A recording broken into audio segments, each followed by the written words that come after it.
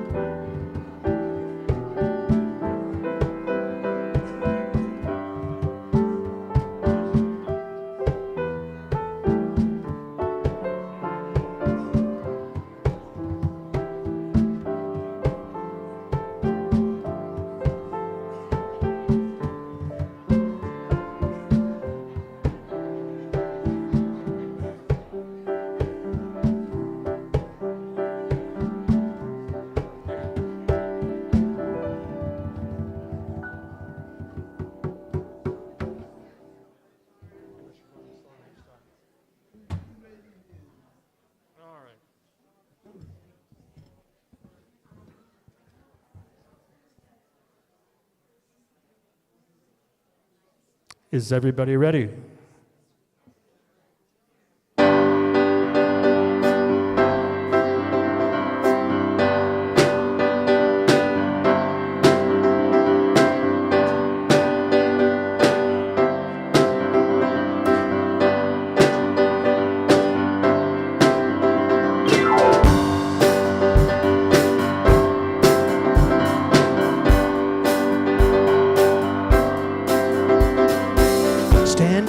outside the door of love and mercy. You wonder if there's a place there for you. You know there's peace inside, but still you're searching for someone who understands the pain you've been through. Where the Father waits with open arms. He's calling out your name. Come on in, welcome home. You are loved, you belong here now. No matter where you've been, come on in, come on in, come on in. You'll find a place of rest and illumination as God within you helps you to light the way. He knows the peace you need and the hurt you're feeling. He wants to hold you and to wipe your tears away. Well, the doors unlocked, the lights are on. What are you waiting for? Come on in, welcome home. You are loved, you belong here now. No matter where you've been, come on in, come on in. Well, there's room enough in this home of love for someone just like you. Come on in, welcome home. You are loved, you belong here now. No matter where you've been, come on in, welcome home. You are loved, you belong here now. No matter where you've been, come on in, come on in, come on in.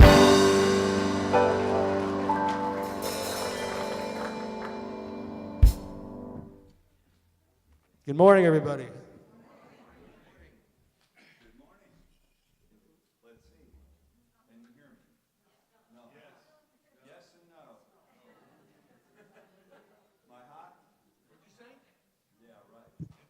There we go. Super hot. Okay. So, what do we got to say? I'm Martin, by the way. Still fairly new here. Not really? Okay, good. I'm family. Okay. So, welcome. If we have any new visitors, can you raise your hand so we can, oh my Lord, there's going to be a lot of flowers floating around. Keep them up. If not, if it's a couple, they may have to share. Here we go. And after the service, if you don't want to bolt and get out of here because you didn't like it, we have a we have a gift for you in the back, a wonderful Unity T-shirt. If it's your second or third time, raise your hand. You don't get a flower, but thanks for coming back. Okay. So, we did new visitors. Announcements. Silence your cell phone. We've got a lot of information that's easily accessible. Social media, Sunday Bulletin, Facebook, you got it. But mostly there's a mobile app that's pretty handy. It's pretty easy to download and use. And when you do go to your mobile, look for it in the App Store. Look for that little three-leaf thing above it. It's the Churchly app. Okay, moving on. So, new year, new things happening. Today, after the service at 12:30, there's an introductory meeting of the Course in Miracles group. And Gilda leads that, or at least leads it today. And you can ask questions about the group and about the course, and you'll find out more. Next week, again, new year, new things happening, is the Vision Teams meeting, which I haven't even been to yet because I'm still new. And that's where you can get on a team. We've got lots of different teams. And there's a new team, the Hope and Social Justice team, which is pretty cool. And continuing with our new year, so we have a church meeting It's the annual meeting on the 23rd. You want to say anything about it, or? Not yet. Okay, just put it in your brain. It'll be right after this service. Yeah, okay. And so we've got some birthdays to celebrate. We've got Kathy Johnson on the 26th, Patty Breckenridge tomorrow, Reverend Alan Moss. Happy heavenly birthday. Oh.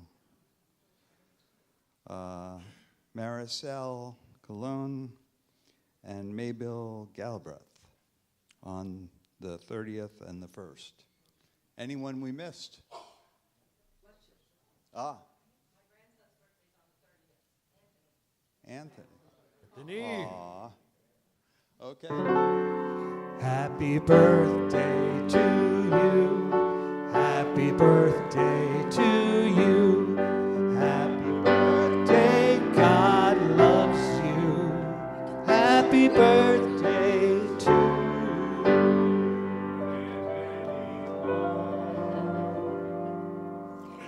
you. Good morning. Oh, you're such nice people. I swear, I'm always so happy to see everybody. Thank you for always showing up and being such supportive people. I want to just say good morning online to our online family, and especially to my husband.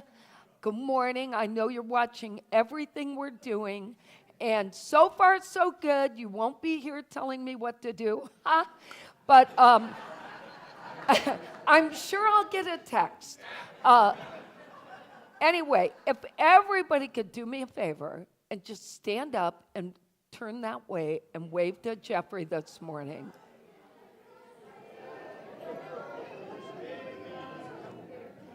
Thank you. So everyone that is asked, let me just give you a quick update. Jeffrey had his surgery on Wednesday, and he came out of the gate doing very well. He's had a rough 40 hours, but I think he expected way too much of himself. So he had a knee replacement, and he is going to be stronger than ever. We opted for this cool navigation system, which had to be out of pocket, and they were able to take the bow-leggedness out of his leg, which he's had his whole life. So that's going to be really cool, but it's a new thing, right? And he's got a walker, and he thinks he's faster than he is, but that's okay. But he is just going to be stronger than ever. I wouldn't be surprised if he's back by the annual meeting. I would like to think he will be, but we'll just take it slow. But I want to say thank you, because I have tremendous gratitude for all of the messages, all of the emails, all of the calls, help.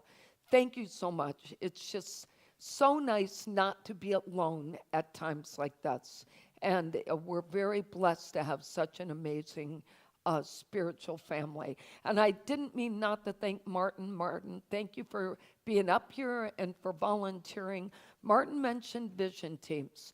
I mentioned it last week. It's hard for me to look over there with you little one-eyed people back there, but I want to just mention one of the vision teams, the Earth Care team, cleaned up after Gasparilla today. If you were is everyone back? That was part of that group?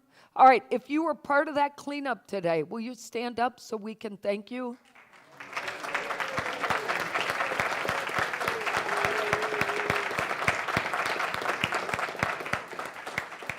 So the best part is they're able to stand. So that's a good sign.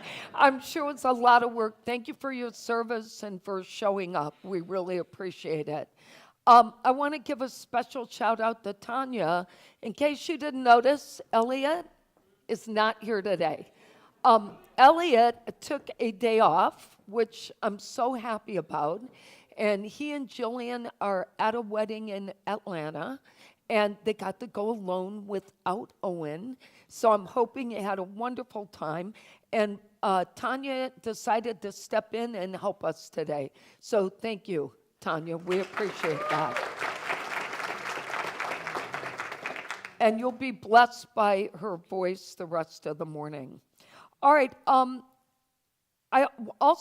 talk more about this in the good news story. I want to say thank you to the 12 people who showed up on Monday night for the MLK event. I brought videos to share, but it was wonderful to see the people we did and to know that Unity of Tampa had a presence there. It was a big crowd and a lot of fun. But thank you to everyone who came. I also want to just say, when you go over to Fellowship Hall, kitchen is finished. The room next to it has a new floor. Fellowship Hall did not get its new floor yet. That's this week because we had problems getting the right machine to take the floor up. And so we had Jan's celebration of life service for Sharon yesterday, and we didn't want to have half of a floor. So we opted to stop before we made a mess. And it was a beautiful celebration for Sharon yesterday. And thank you, Jan, for sharing your daughter with all of us. We're very grateful. And these beautiful flowers, by the way, are from yesterday.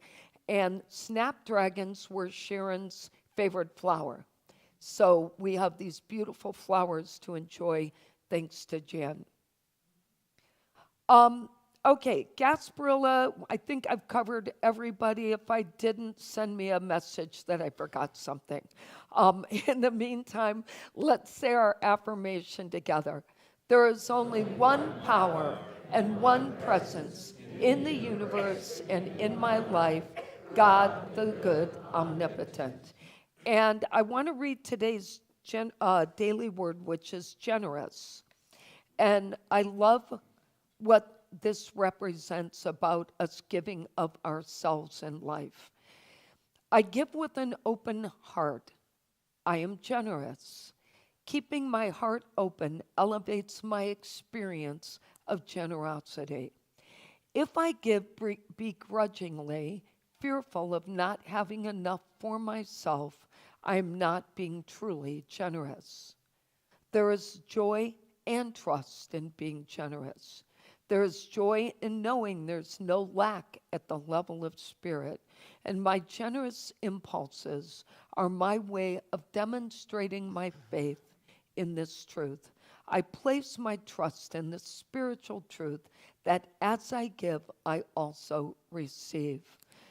Generosity is a spiritual practice, a commitment to fully participating in the flow of life.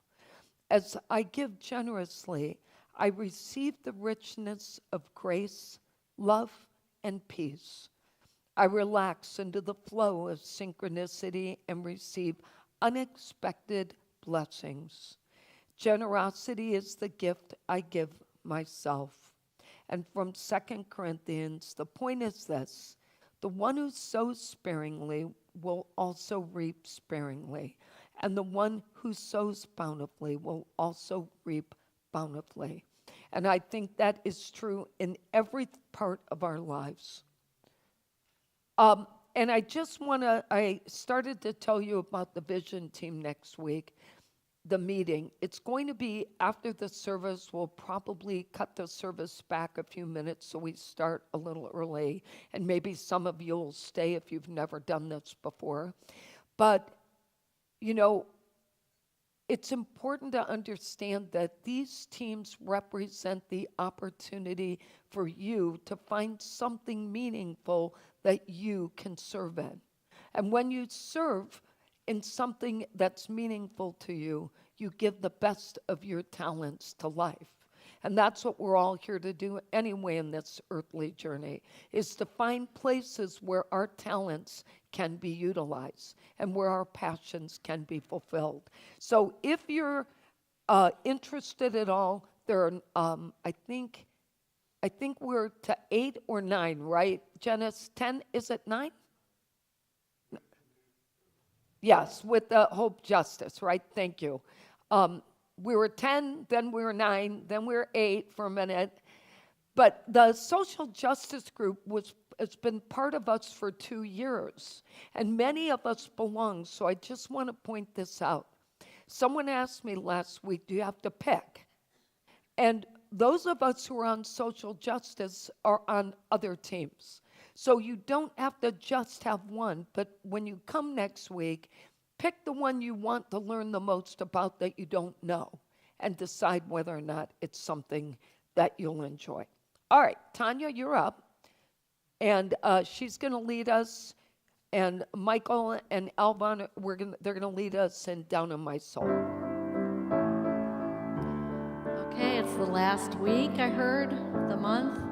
So this side's going to sing with me. You're going to sing with Michael. And we're going to have a friendly competition and see how well we do.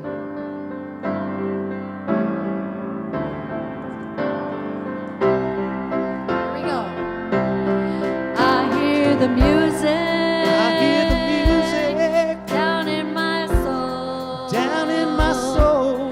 I hear the music, I hear the music down in my soul. down in my soul. I hear the music, I hear the music down in my soul. down in my soul. And the whole wide world is my home. I got a new day. I got a new day Down in my soul. down in my soul. I got a new day. I got a new day Down in my soul. down in my soul. I got a new day. I got a new day Down in my soul. down in my soul. And the whole wide world is my home. I love the silence. I got the silence Down in my soul. down in my soul.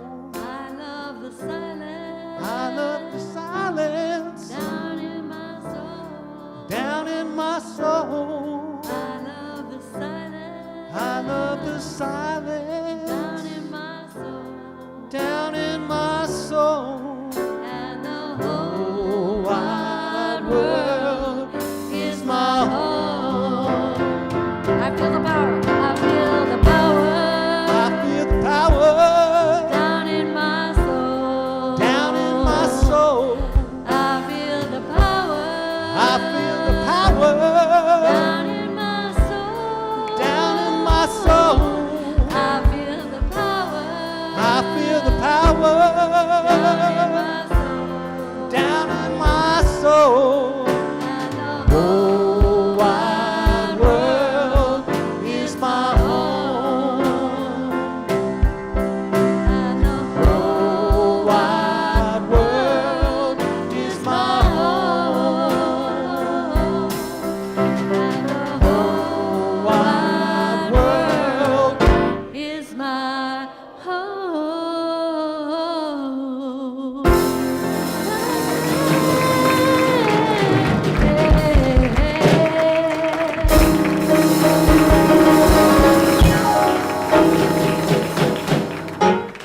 All right, who do we think did it? It's tough to Michael. Do you have an idea?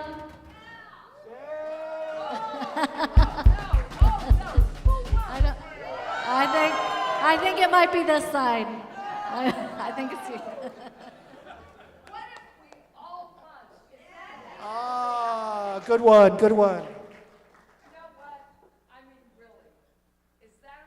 We could have all won. All right, folks, I've got some stories. Wouldn't be the first one. All right, so Diane Hanley, she has been leading the mat making group. And we had the sweetest Girl Scouts here learning to make mats. I'm going to share the video with you, and then I'll just tell you a little bit.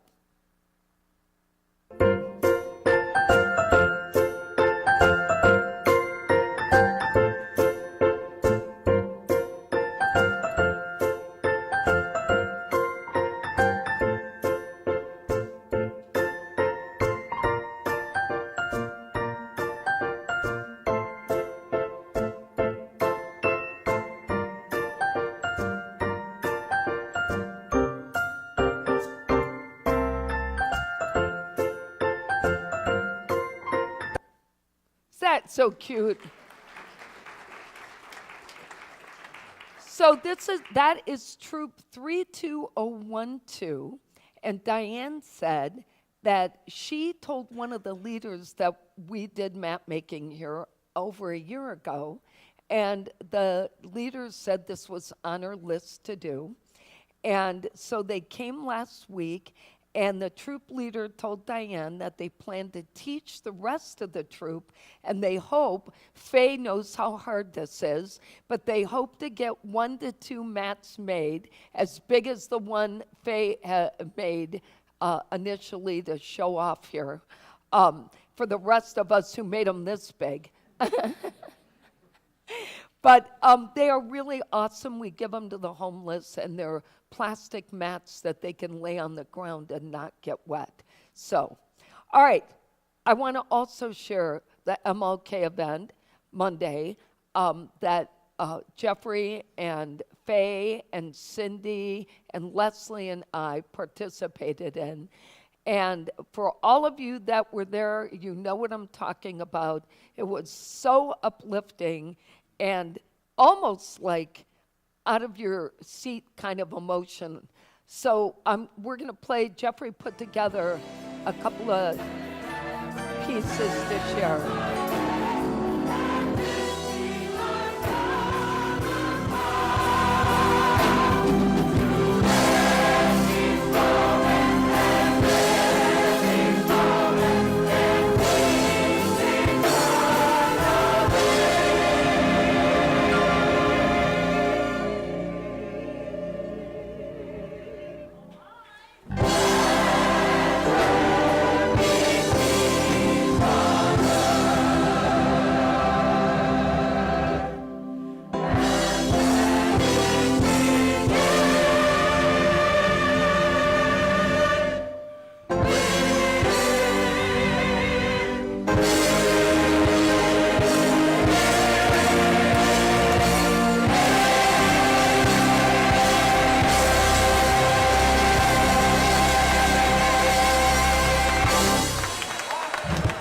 All right, now for the fun.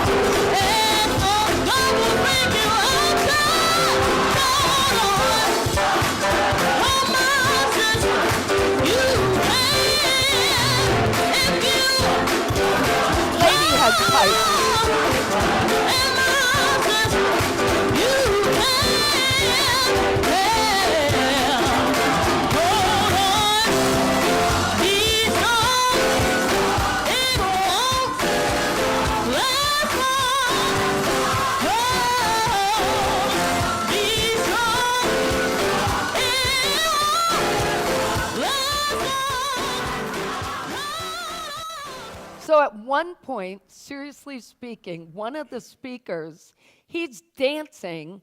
Next thing I know, the other one's dancing. There were 8 speakers. There were 5 ministers. It was just a hooting and hollering, and we had the most fun.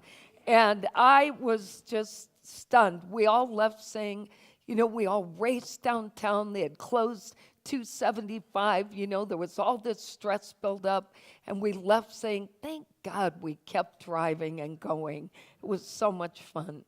All right, Tanya, come on back. We're going to get ready for meditation.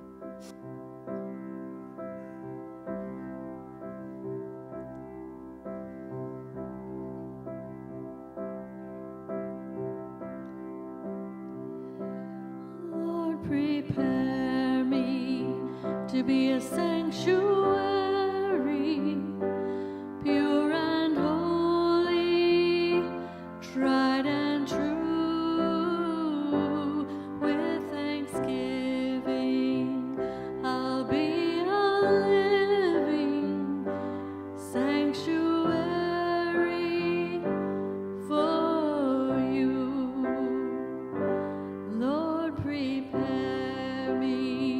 to be a sanctuary, pure and holy, tried and true.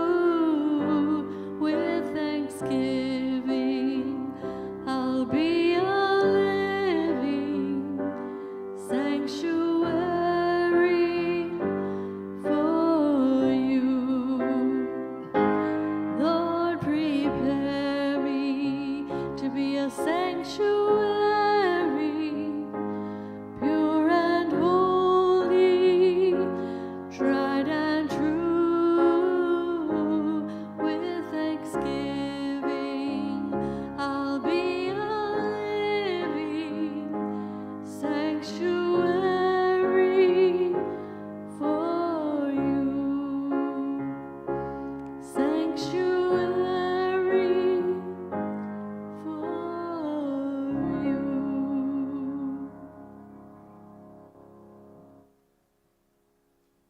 So as you just sort of think about those words you heard, being a sanctuary,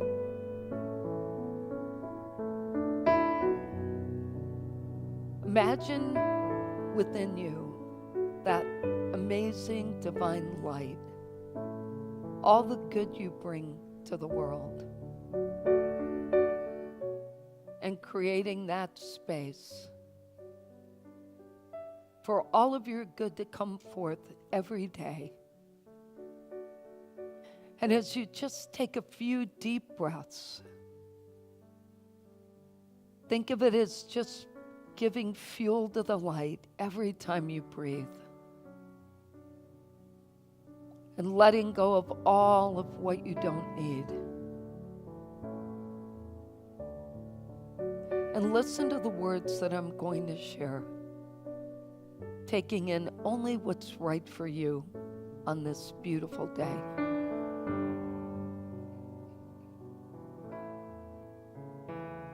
Today, I focus my attention on believing I am enough. Regardless of what my ego mind tells me, I am enough. I am worthy of love and self-acceptance. I'm worthy of acceptance and self-love. I'm valuable simply because I exist, just the way I am in this exact moment. I imagine that divine light within and surrounding me, like the divine bubble I need, holding in the strength for self-worth and inner peace. And as I see this light growing brighter and more expansive with each breath, enveloping me in a comforting embrace, reminding me that I was always enough according to my divine right. Too often I measure myself and my self-worth by outside influences and outside standards. Social media, other people's opinion of me, and the stories I was told are the stories I told myself throughout my life. But regardless of what I've done, what has happened to me, where I've been, the measurement of my worth comes from believing and trusting that my resilience and my courage in the face of adversity is demonstration that my God-given powers have and will carry me through anything. Thinking negatively about myself does not serve me. And it only becomes a roadblock for my happiness. It prevents my inner peace and my overall health and well-being. Instead, I focus on the gifts that I have received as I entered this human journey. And I affirm I am enough, allowing my divine light to strengthen in the silence. And so I take that moment to rest in the silence.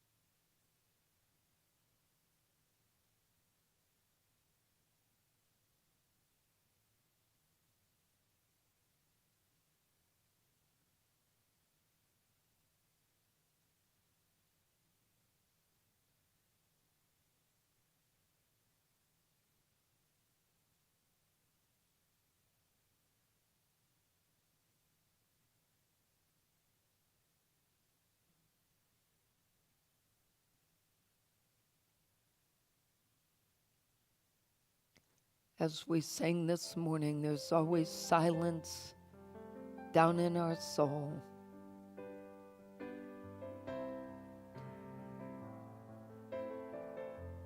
As I gently prepare to open my eyes and to come back to this moment in time, I am reminded that I am enough and I am at peace.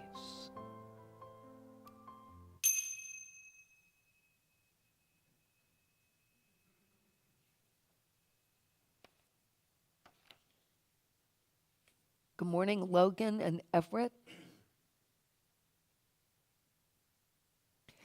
So we were talking about the power of imagination last week. And I don't know about you, but sometimes I think the power of my imagination is in overdrive.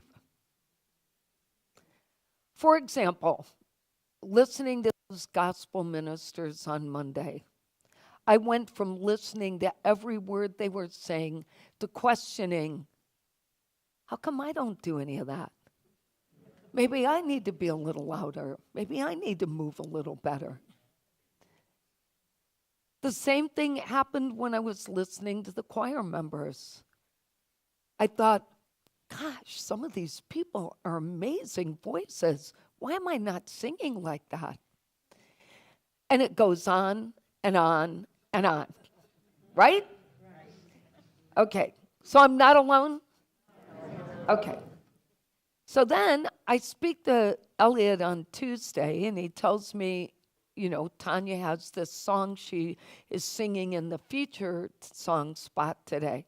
I listened to this song, and I immediately felt like the lyrics reflected my imagination gone bad.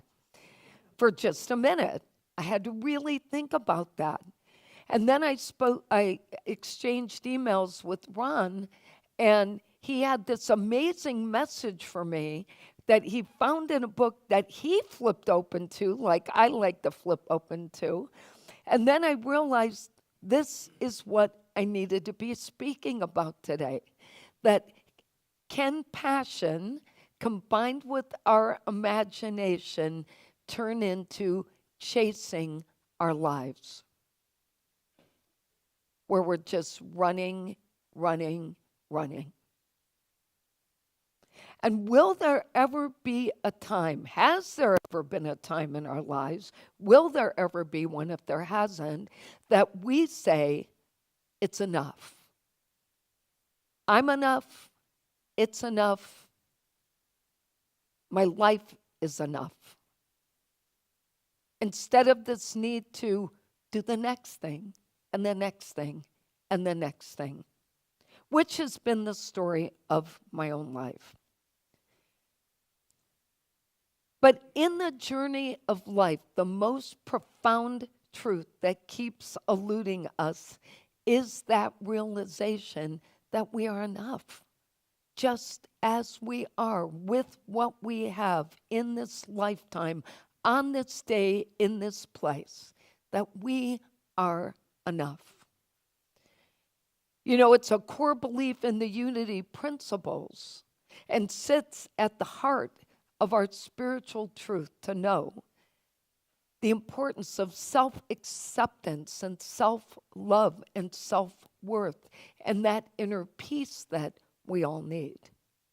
And when we understand that and we embrace that truth, divine truth, not the world's truth, then we are able to unlock our full potential and live life with that freedom.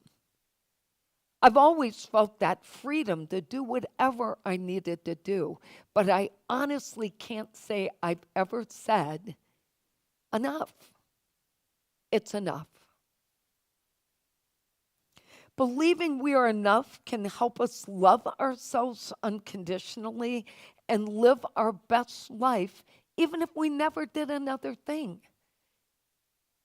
And as I mentioned in Thursday's newsletter, I sometimes think that when we're running that race of life, we're doing it at the risk of never believing there's a finish line except our expiration date on this earth. Now think about that. Other than the day that we leave this earth, is there a time when we will say we've hit the finish line? You know, a multitude of degrees ago, I said, there'll be a finish line, but there wasn't. And it's good for me that I feel good about the things I've done. It's good for you to feel good about the things you've done. But that question of wondering, comparing ourselves with others and comparing ourselves to other things and looking at that family member and this friend and that friend and the person on social media who has the perfect everything. And the reminders that you could get this, and if you got this, you would feel better. And you could get that, and if you got that, you'd have more friends. When is it enough? When will it ever stop? This mentality of never being enough, in my mind, as I thought about it this week, seems to have been passed from generation to generation. This is my version of it. Each generation telling the next one what's expected for them to be good enough. So first it was manners, then your grades, then whatever sport you were in or hobby or dance or other activities. That's where you learned. You got to be good, got to be good. Go, go, go. Work hard, work hard. Next, it's your appearance, your hair, your image, your clothing, your style, the way you talk. I look at Melody and her friends. You know, they've got so many code things going on. I don't know what's happening in front of me. You know, she sends me so many texts during the day from school, and I have to really debrief. What is she saying to me? Exactly. And then sometimes I put a big question mark. Huh? What are you asking me? And then when we're done with hair, image, and clothing choices, then we start getting input from other people on our social behaviors. What's the right way to behave? What's the acceptable way to behave? Oh, no, you don't do that in public. And you certainly don't eat like that in public. Then comes the advice on career choices. And salaries, let's not forget that. Oh, you chose that field, but you're not making very much money. Are you going to make more money than that? And eventually it leads to relationships. Oh, I can't believe they picked that person. Oh, well, that's not who I saw you with. And why do you need to see me with anybody? And finally comes the feedback on how we raise our children. Yes, oh boy. You know, if you'd only taught them that, and if you'd only told them this. But is it just me, or is this a never-ending story? Has it ever stopped for anyone in this room where people stopped telling you, advising you, guiding you on what you need to do to be enough? And with that same question, I would ask you this. Is there any doubt in our mind right now as to why we don't feel like we're enough? Because the world does not reinforce it, and neither do we. We don't reinforce it. So my hope for us today is that we're going to course correct ourselves. And then we're going to help society do the same. Not just for our sanity, but for everybody's sanity. And it all starts with self-acceptance. That's the first step in believing we're enough. Now I'm going to ask you, let's start with men and women. Okay, I'm going to ask you, how many of you questioned how you looked when you went out the door? Raise your hand. Okay, how many of you every day do the should I, shouldn't I? Should I wear this? Should I wear that? Oh, wait, maybe that looks ridiculous. You know, fortunately for me, I have a mirror in the house with Melody. She just looks at me and I know it's not going to be good. Yeah. She's like, this is the look I get. And I ask, what is it? Hair? Dress? What is it? It's just, Okay, so then I go back to my room, and what am I thinking? Oh, God, it's already not going to be a good day. I already feel bad about myself. Instead of saying, I don't care what you think, and why did I ask you in the first place, right? But self-acceptance says I can ask for that feedback, but it's okay if I don't like what I hear. But the big thing is, why do we ask? Why do we ask? If we already accept ourselves, we wouldn't ask. And that unconditional love for ourselves, despite our flaws, despite our limitations, it's that spiritual self that we have to see, not the outside. It's the spiritual self. But for some reason, that is always in the background. Ironically, those of us who are always trying to better ourselves from a spiritual perspective and bring our God-given talents to the world, right, and serve where we're needed, we continually question whether or not we're showing up the way we need to. But when we're doing those things, we never think about our self-worth. We just feel good about what we're doing. And then afterwards, on the way back, did I do enough? Should I have helped more? Maybe I should have stayed longer. It just starts again. When we accept ourselves as the divine beings we are, the totally God-driven beings. And what I mean by that is that God energy, that divine energy, I don't care what you call God, but there is a power bigger than us. I believe it, I know it, I feel it, I've lived it. When the worst things in your life are happening and all of a sudden you feel that sense that you're going to be just fine. But we don't need to get to that place of desperation every single time before we start feeling that kind of unconditional love. And before we're freed from the doubts, the burden of self-doubt, and that insecurity that comes over us. Affirmations such as, I am a perfect expression of the divine, or I am enough just as I am, could actually change our mindset and align us with our spiritual truth. And these affirmations remind us of our inherent good and help us to cultivate this positive and empowering self-image where we don't question what we did in a given moment. Yes, many of us say things we shouldn't say in a given moment. And when we feel badly, that's one thing to question. That's how we learn in life. But it's when we doubt us, when we haven't done anything to doubt. That's where it becomes a problem. In her book, The Gifts of Imperfection, Brené Brown explains that we must be able to express courage and compassion for ourselves in order for us to live authentically and to feel like we belong. And she shares how our belonging is our responsibility, no one else's. No one can make us feel we belong.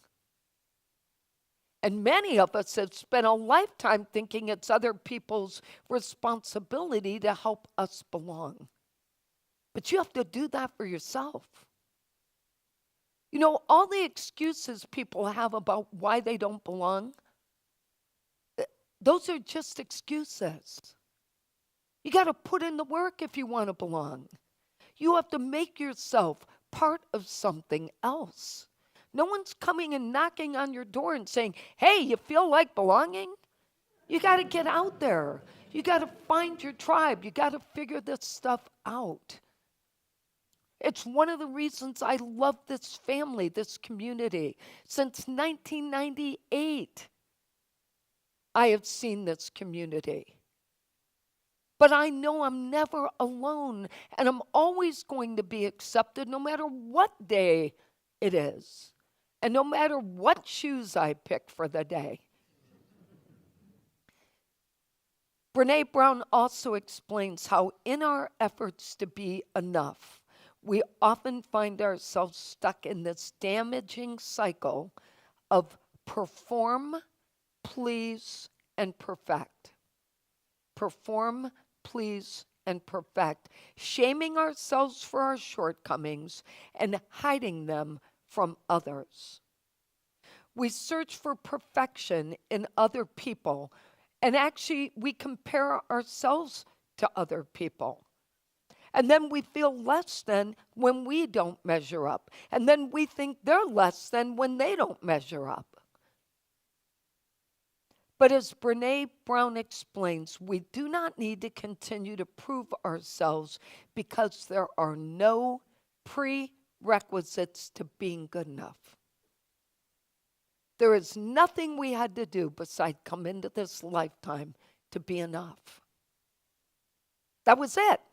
You were already enough when you were born. The rest of the junk you told yourself came from your human journey. We have been influenced by our human journey. Right now, she said, exactly as we are good enough.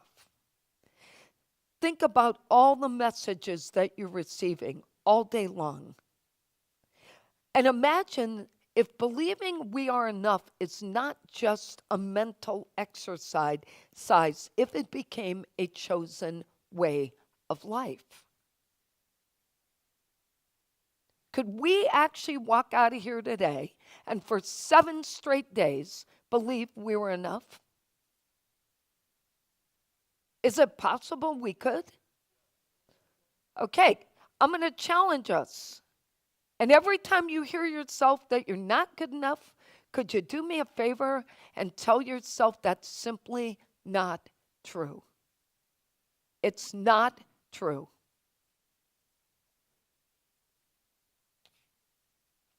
Being anything less than who we came here to be will continue to create doubt about our self-worth. We have to embrace our authentic self, express our authentic gifts and our talents, and stop apologizing for who we are. But that requires us to stop searching for external validation of being enough. Stop looking at how many people like your post. Stop it. You should like your post. That should have been where it ended. The kids, they're always looking. Who looked at it? Who looked at it? Well, when they're taking pictures of an eye or an ear, nobody should be looking at it. I don't even know what that's about. I really don't. Oh, look, here's the ceiling of my car. Okay, great. And you wonder why you didn't get liked. I don't know. I am constantly reminding our community about the importance of being in service to others through volunteering. If you ever want to feel like you're enough, start there. Because when you're doing selflessly for others, you feel this immense gift from God that you have done what you came here to do. When we serve in all these capacities, whether it's singing in the choir, sharing our love and light with the world, affirming we are enough, that any contribution we make is enough. Even those of us in caretaking roles, we need to remind ourselves we're enough. Even if it's not perfect, we're enough. The journey to believing we are enough presents challenges, though, such as self-doubt, fear, and being resistant. But our unity principles provide the tools and wisdom for us to use. Let's face it, we're always going to have fear factors in our life. Oh my gosh!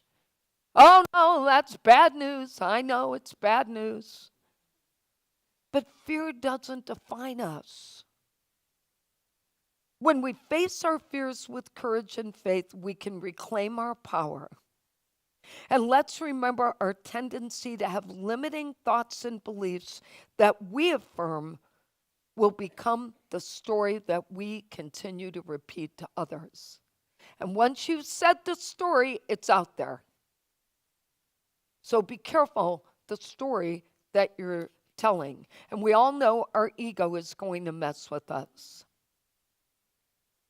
We're part of a strong community, a spiritual community. And when we seek help from like-minded people, we always feel better.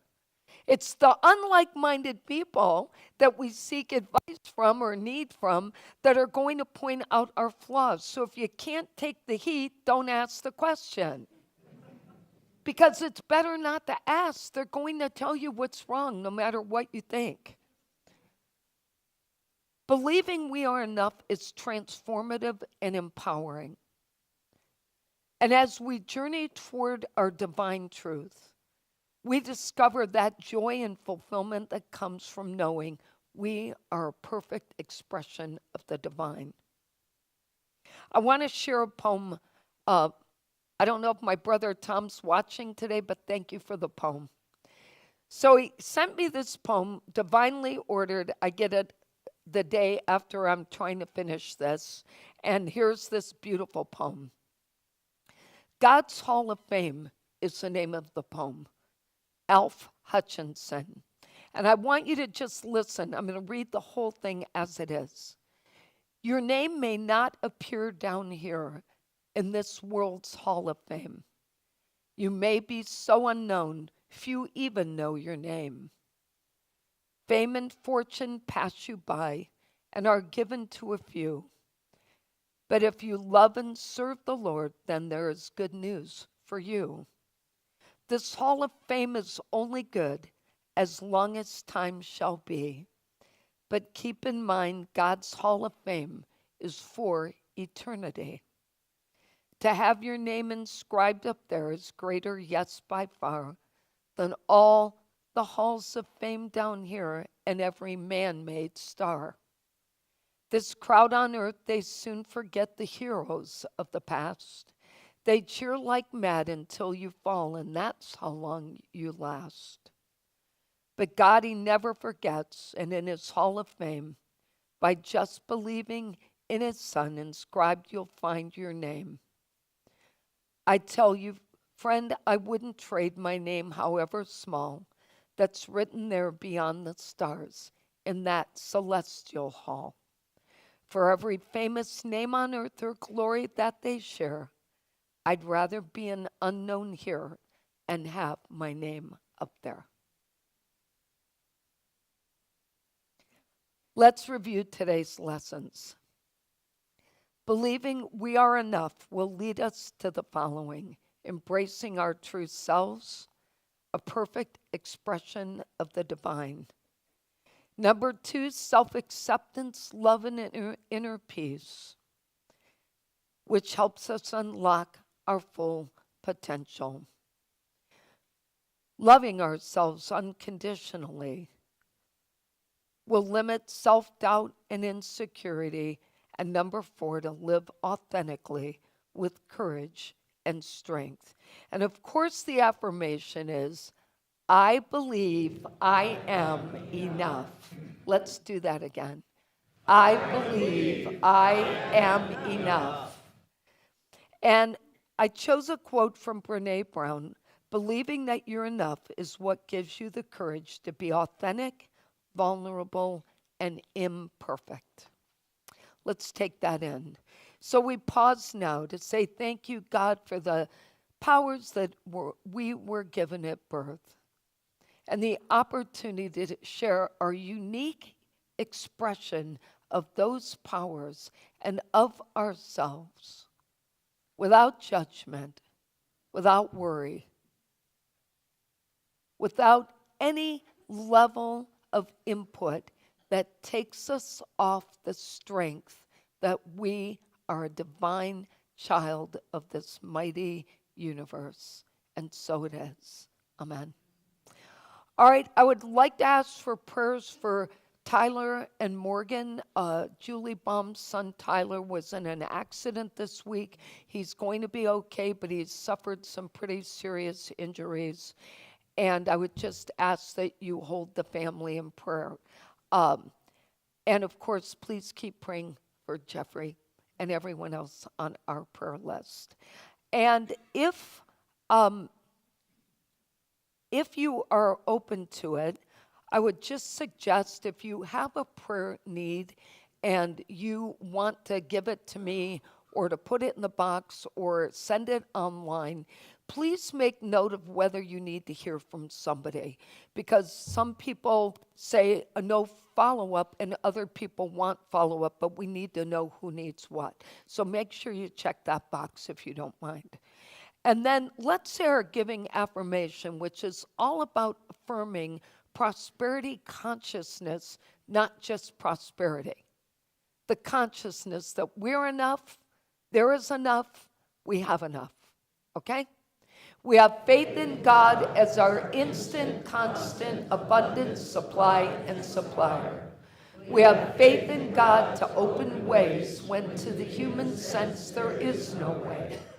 We have faith in God to guide us in all our ways, and our health, happiness, and prosperity are assured. Thank you, God, for your abundant good now flowing forth to meet our every need. And so it is. And now I'm going to turn it over to Tanya and the band, and you're going to enjoy this beautiful.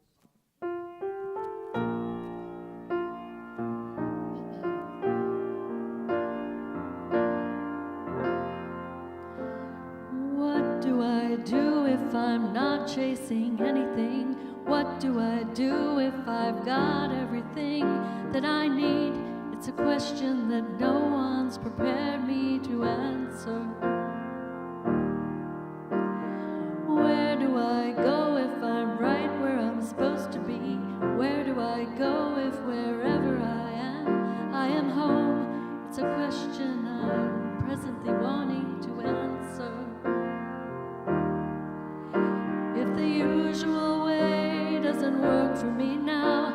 a void I know nothing about. What if the race is over and we all automatically win? What if the game is ended long before it even begins? What if the test has been taken and we're all passing again and again? If the race is over, what then? What do I say if it's all perfect anyway? What do I say if I'm not here to change anyone? It's a question I truly don't know how to answer. How do I live if my life is eternity? How do I live if I'm no longer afraid to die? It's a mystery, no one can give me an answer. If the usual way doesn't work anymore, there's no map for what life has in store. What if the race is over and we all automatically win? What if the game is ended long before it even begins? What if the test has been taken and we're all passing again and again? If the race is over, what then?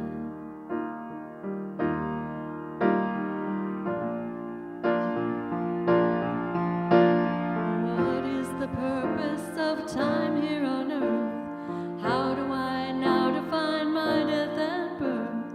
For that matter, what is my life really worth in the end? What's mine to give? What's mine to receive? Whom do I worship? What do I believe? Seems every answer comes right back to me in the end.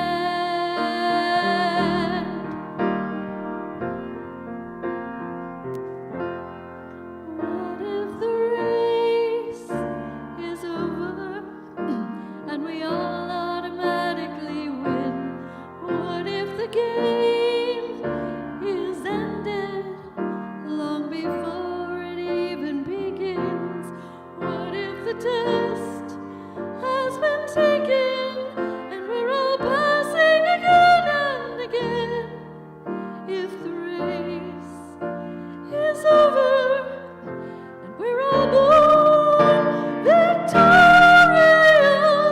if the race is over, what then?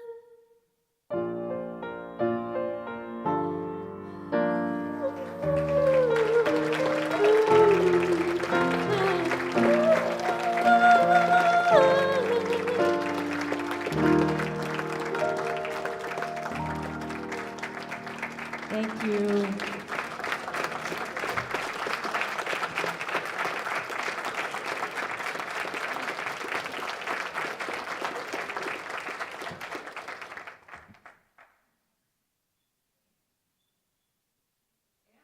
Kids are coming down.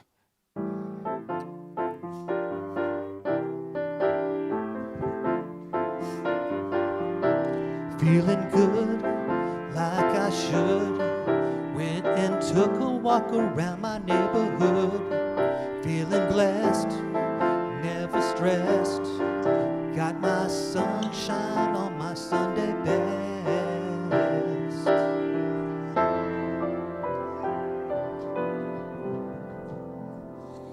Yay!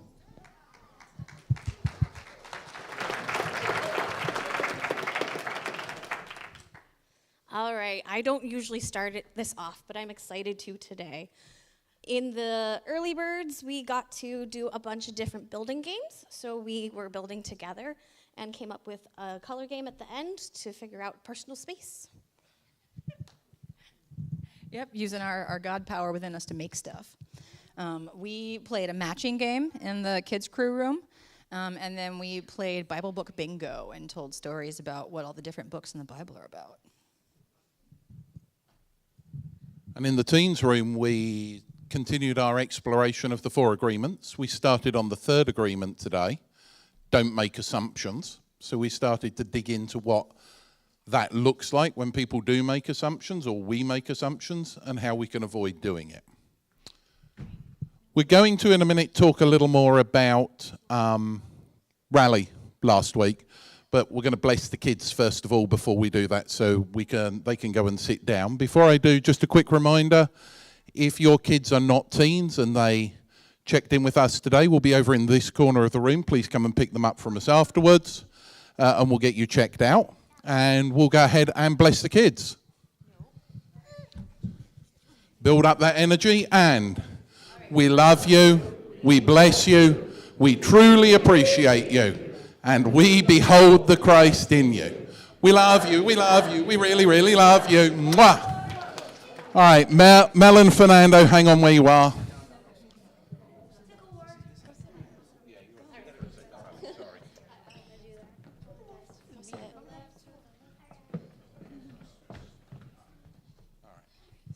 Good morning. We just wanted to talk a little bit about what we did at our rally last weekend. As you guys know from what I told you before we left, we talked about going through the process of accepting, forgiving, releasing, and having gratitude. So while we were there throughout the entire weekend, there were about 36 people there. This was a smaller retreat with the timing with after the holidays and the hurricane, but it was still a really good group. We had people from Georgia and Florida and where else? Virginia. And we had our family groups where they went off into the separate groups. We had 4, and they were all named after different species of the lotus flowers, because that was our main logo for our thing, because it was called Soul Unfolding. So we thought that it was, me and my co-regi thought it was a perfect way to represent the opening up. So that was really fun, and all the family groups went well, and we had a service project. We made blankets for people that are suffering in LA with the fires, and we had a somewhat burning bull service. It kind of it was raining, so we kind of stayed inside, and we had little buckets of water, and we had light up lotus flowers in them, and everyone put their things in the water instead. But it was really fun, and I think it went really well, and I had a lot of fun leading it. So.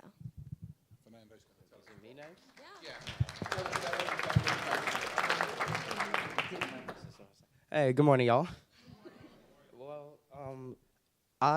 Well, from my perspective, I was following the material they made, and family group was one thing that I really enjoyed. And what was it, the second, third? Which one was it? One of the second and third family groups we did. It was living to forgive and forget about regrets, and I really enjoyed that because I don't really like holding on to regret. No one really does, right? and enjoy it because it gave me more methods to just let go of regret and get rid of all that negative energy. Yeah, all right, I'm passing Mark.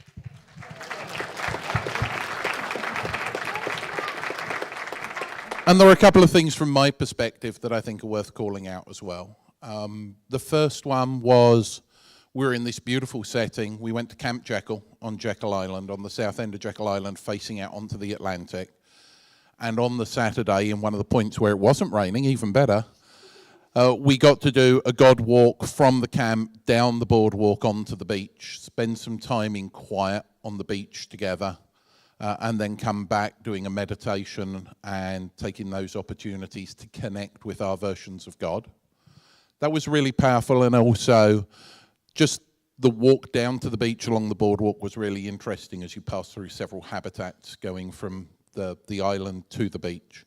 The other thing, honestly, that's really good for me is the time I get in the vehicle driving up and driving back with these guys. We took with us some of the folks from Venice. We had 5 kids and 2 adults in the van. And it's just a great experience to listen to the kids, listen to their excitement, join in with some of their stuff. The journey back somewhat quieter. I can't really explain why. But on the way up, they're all very excited and full of energy. So, yeah, there's a lot of caffeine early in the morning from Starbucks, and they're not exhausted from their weekend. But for me, one of the joys is actually the ride up there and the ride back, because it gives me time with that small group of our youth, and I get to hear a lot of interesting things. And finally, in family group, we do heart share. One of the things that we do is spend some time, nearly 2 hours, in that small group, letting people talk about what's on their mind. And there's always powerful things that come out. There's always stories that make you both emotionally high and emotionally low. I've never been in a heart share at rally or retreat or summer connection that I haven't ended up crying. And I think that's true for pretty much everybody at some point or another during that experience. And that sense of connection and that ability for the kids to just be able to talk about what's on their mind in a safe space and share things they really don't get an opportunity to share anywhere else is an exceptionally powerful thing that is a great part of why Rally happens. I want to tell you that because I want to say thank you to everybody.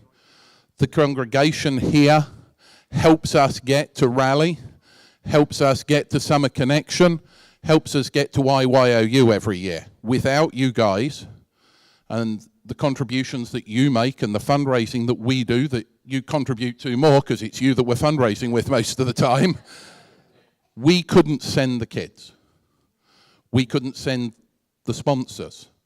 We couldn't hire the van. We couldn't get there. So from all of us who take part in both Rally and Retreat and all the other things that we do during the course of the year, thank you. Thank you very much indeed for all that you do for us as a YFM program in relation to getting to these regional events. It makes a huge impact on the kids involved in our church and every church across the region. Thank you very much. Just one more quick thing that I wanted to share. We had a somewhat special guest at our retreat, and I met her at the IY rally at Unity Village, and she came from Richmond, Virginia, from the Northeast region, all the way to our rally just to be there. So it was really nice to have her. And me and Josh, who is my co-regi, we got a lot of really great feedback on the material that we wrote together. So it was really fun. Thank you. So, Mark, I want you to stay. I just want to ask you to acknowledge Mark, who is a volunteer leader who goes away for an entire weekend with this entire region, drives for 8 hours, and takes these kids to serve and find his own mission here. So I just want to say thank you. Seriously, thank you. Let's not forget the people that stay behind and look after the rest of the family as well. Sometimes I think I get the easy job, but Katie, Heather, thank you.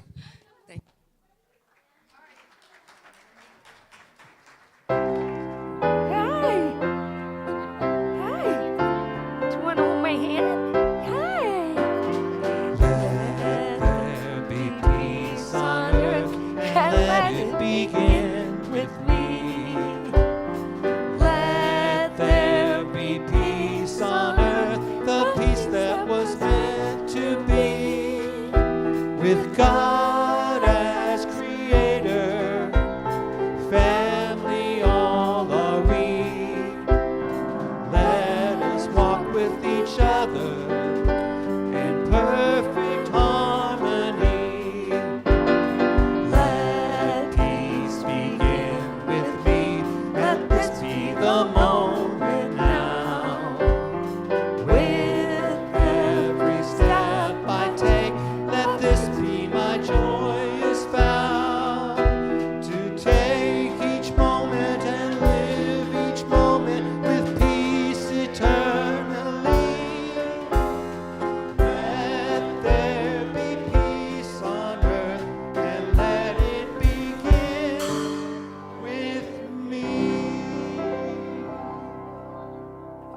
Amazing people, we're going to do the prayer for protection and take care of each other. The light of God surrounds us. The love of God enfolds us. The power of God protects us. The presence of God watches over us. Wherever we are, God is, and all is great. And don't forget, you are enough. Thank you for being here.